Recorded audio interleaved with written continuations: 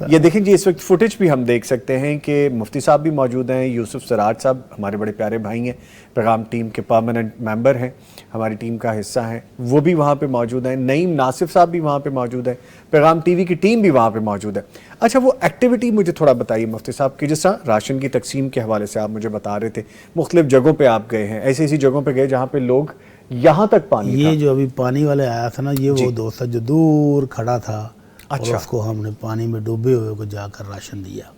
اچھا تو ایکٹیویٹیز ہمارے لیے سب سے پہلے تو انہوں نے ہمیں یہ وزٹ کرایا نا، کشتیوں کے اوپر ہم دور تک راشن دے کر گئے، ٹھیک ہے، راشن لے کر گئے اور جہاں تک ممکن تھا وہاں تک ہم نے لوگوں کو دیا۔ جی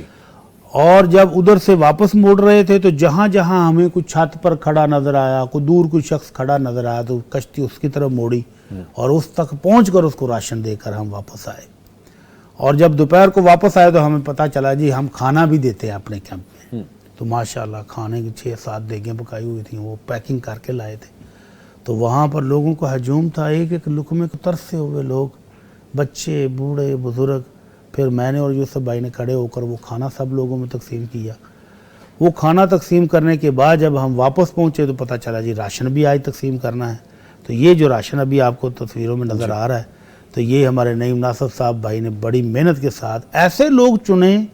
جو واقعی مستحق ہیں، جی جن کو وہاں پر خیموں کے اندر خدمات سر انجام دی جا رہی ہیں، ان کے لیے یہ نہیں تھا،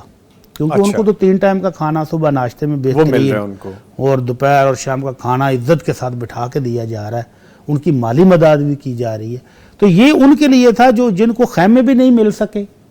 اور جن کو 3 ٹائم کا کھانا بھی نہیں مل رہا، اور وہ بیچارے ابھی تک پانی میں ہیں یا کہیں دور دراز اپنے علاقوں میں قابو آئے ہوئے ہیں۔ تو یہ راشن نعیم ناصر صاحب نے ان کے کارڈ وغیرہ چیک کر کے پہلے لسٹیں بنائی تھی،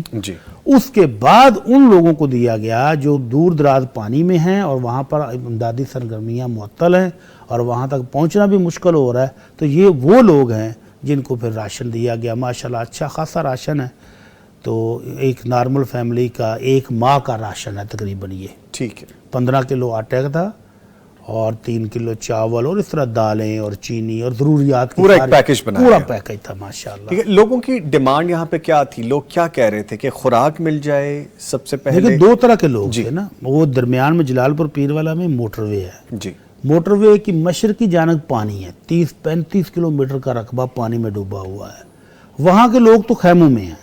وہاں کے لوگوں کو ریسکیو کر کے باہر لایا گیا ہے۔ وہ سڑک جو ہے وہ بند کا کام دے رہی ہے، سڑک کے اوپر خیمے لگے ہوئے ہیں، اندر سکول ہے، سکول اور کالج کی گراؤنڈ کے اندر خیمے لگے ہوئے ہیں۔ وہ تو بیٹھے ہیں، ان کو 3 ٹائم کھانا پکا ہوا چاہیے، وہ تو کھانا پکا کے کھا رہے ہیں، ان کو مل رہا ہے، ہر چیز مل رہی ہے۔ اور جو مغربی جانب ہے وہاں پر پانی نہیں ہے، تو وہاں پر ایک اور تھوڑا سا دور جا کے آگے جا کر پانی ہے، تو وہاں کے لوگ آ جاتے ہیں کہ وہ مشکل کا شکار ہے، پانی ادھر کو جا رہا ہے، تو ان کے لوگ جو ہیں وہ خشکی پر جو بیٹھے ہوئے ہیں ان کو چاہیے راشن، وہ پکا سکتے ہیں لیکن ان کے پاس پکانے کے لیے کچھ نہیں ہے،